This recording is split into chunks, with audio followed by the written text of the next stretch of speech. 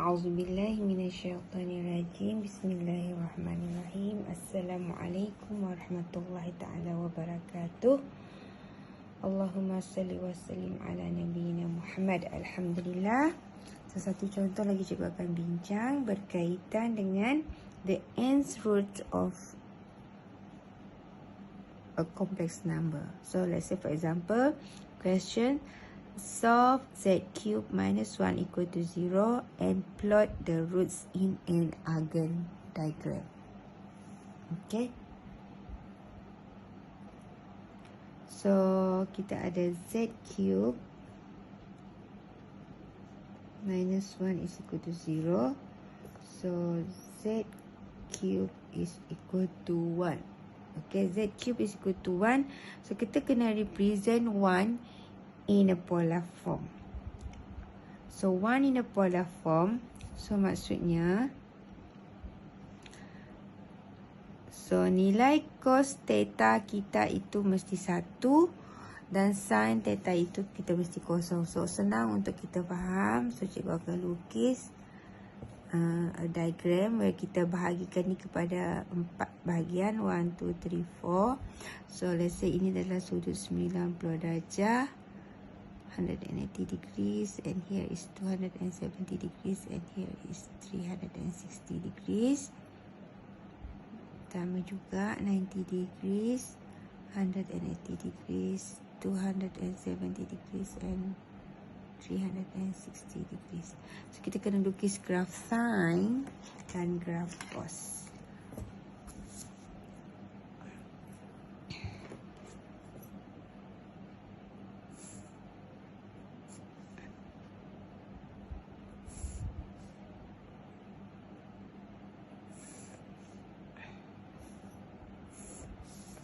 Where ini dia punya amplitude maksimum 1, minimum is negative 1, maksimum 1, minimum is negative 1. So katakan ini cuba lukis graf cos.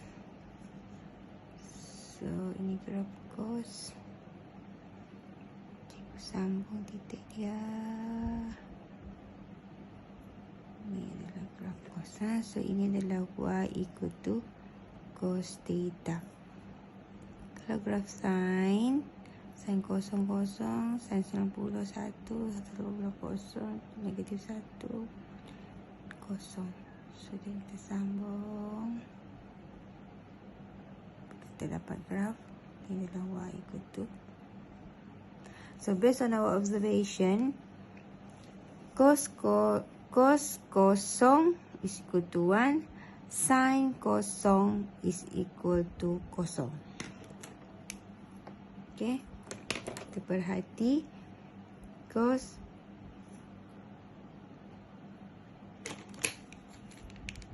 maksudnya real number 1 itu adalah argument dia 1, itu R dia 1. So berlaku ketika cos kosong plus I sin kosong. Kenapa? Sebab cos kosong ini dia bernilai 1, manakala I sin kosong itu bernilai kosong. So kita akan dapat 1 tambah kosong darab 1, so kita dapat 1. So sekarang maksudnya 1 ini adalah sama dengan cos kosong, cos theta pula dah. So kita punya argument untuk nilai 1 tu kosong. Kosong plus I sin kosong. Okay. So untuk memudahkan, maka kita buat ini. So kita nak apply, kita nak cari the nth root. So kita buat siap-siap. Ini jadi cos 2 k pi plus I sin 2 k pi. So bila kita nak cari z, means kita letak ni dalam kurungan.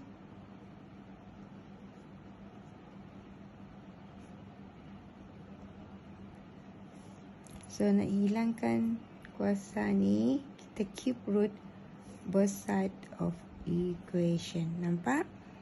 So, maka sebelah sini kita akan dapat root dia. Itu Z. Root dia itu adalah Z. Dan ini adalah cube root. Kalau cube root maksudnya kita akan ada 3 root nanti.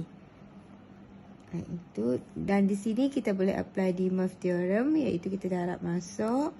So, kita akan dapat cos 1/3 2k pi plus I sin 1/3 2k pi.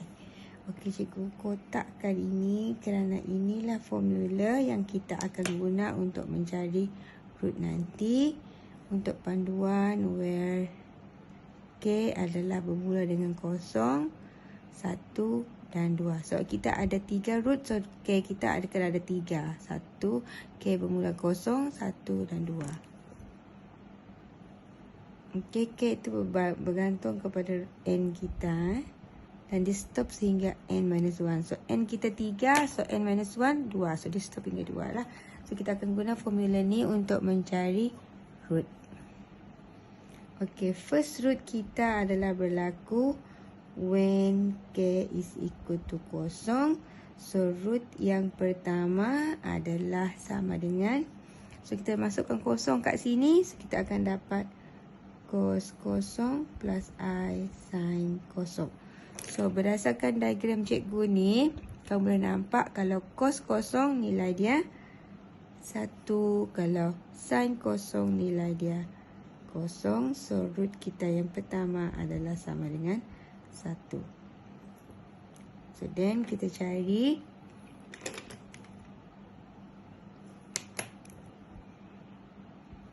when k is equal to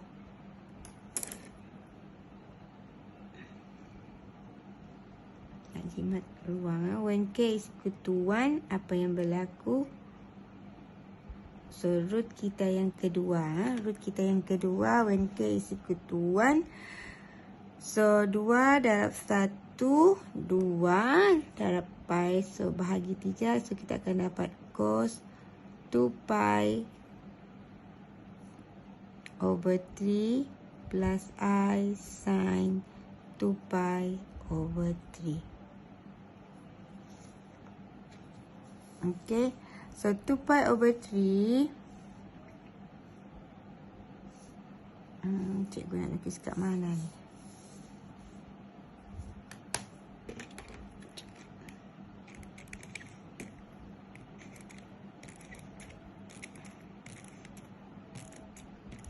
Better dekat sini lah. When k is equal to 1, so root kita yang kedua adalah cos 2 pi over 3 plus I sin 2 pi over 3. Okay, cos 2 pi over 3 plus I sin 2 pi over 3. So kita lukis kat sini.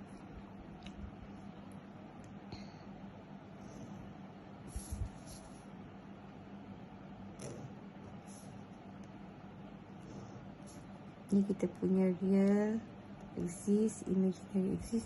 So daripada sini ke sini, ini adalah sama dengan 2 pi over 3. Maksudnya dia berada dalam kuadran yang kedua. Sudut sepadan dalam kuadran yang pertama adalah sama dengan pi to 3. Dan kita kena ingat di kuadran yang kedua, kita tahu all smart teachers can. So dalam kuadran yang kedua, only sign positive. Mean other than that, dia adalah negatif. So kalau untuk cos, maknanya dalam kuadran yang kedua dia negatif. So sudut sepadan dalam kuadran yang pertama adalah pi over 3. So maknanya cos 2 pi over 3 is equal to negative cos pi to 3 plus positive I sin pi to 3. So kalau pi to 3 dalam satu segitiga, ini sudut dia. So segitiga ini adalah 1 dan ini adalah 2, and here is 3. So sisi ini adalah adjacent to pi to 3. This side is opposite to pi to 3, then this is a hypotenuse. Okay. So kita tahu Sine is soh. Soh mean sine theta is equal to opposite over hypotenuse. Kotakkan dia.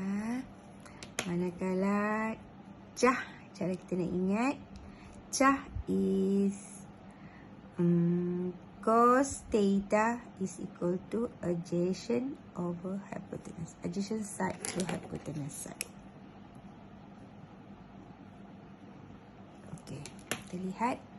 Maksudnya cos pi to 3 adjacent to pi to 3 is 1 to 2.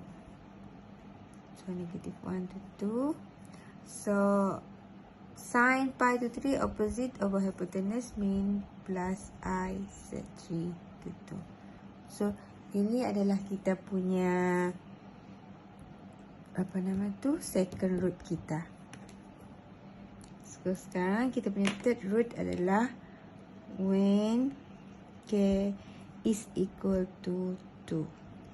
So when k is equal to 2, so root ketiga kita adalah, so kita ganti masuk 2 dalam sini. 2 darab 2 is 4. So kita akan dapat cos 4 pi to 3 plus I sin 4 pi to 3. So lagi sekali cikgu akan lukis dia punya ni, senang untuk cikgu explain. So this is a real axis, imaginary axis. So 4 pi to 3 adalah dalam third quadrant. So bila kita buat ukuran dari kosong ni pergi ke sini, ini adalah nilai for 3 pi radian. So sudut sepadan dalam kuadran yang pertama itu bernilai pi per 3. Tetapi dalam kuadran ini ya, kita tahu only tangent is positive here. All smart teachers can. So only tangent positive, meaning that cos nilai dia negatif and sin juga bernilai negatif. So cos 4 pi to 3 nilai sepadan dalam kuadran pertama dia adalah negatif cos pi to 3 minus I sin pi to 3. So, maksudnya root yang ketiga adalah negatif 1/2 iaitu adjacent over hypotenuse. Opposite over hypotenuse tolak. Sorry ya. Take away I set 3 to 2. So, ini adalah root yang ketiga.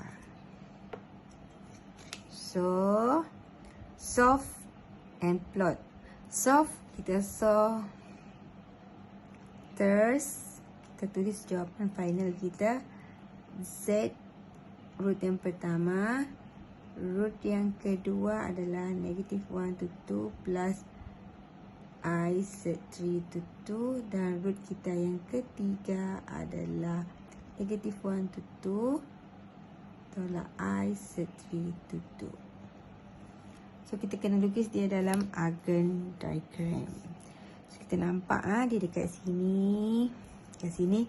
So, kalau kita lukis dia dalam bentuk circle. Circle 2 pi kita itu 360 darjah tu is equally, sudut dia divided into 3 part. Iaitu lebih kurang 120 darjah. Setiap dipisah. So real, so this one is imaginary. So koordinat kita yang pertama adalah 1, 0. So 1 di real part. So titik yang seterusnya adalah real part kita adalah negatif 1/2 dan set 3/2.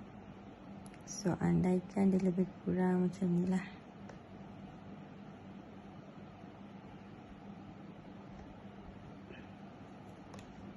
Katakan ini nilai 3/2.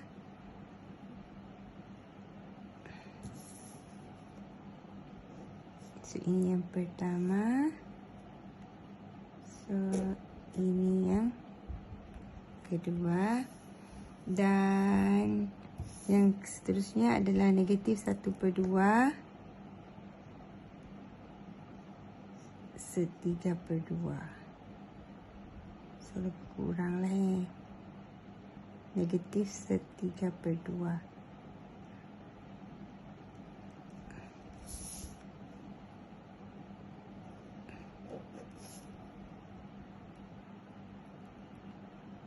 Tulisan cikgu So bila kita perhati, dia ni punya argument ni. Ini adalah nilai dia 2π/3, dia dibahagi equally.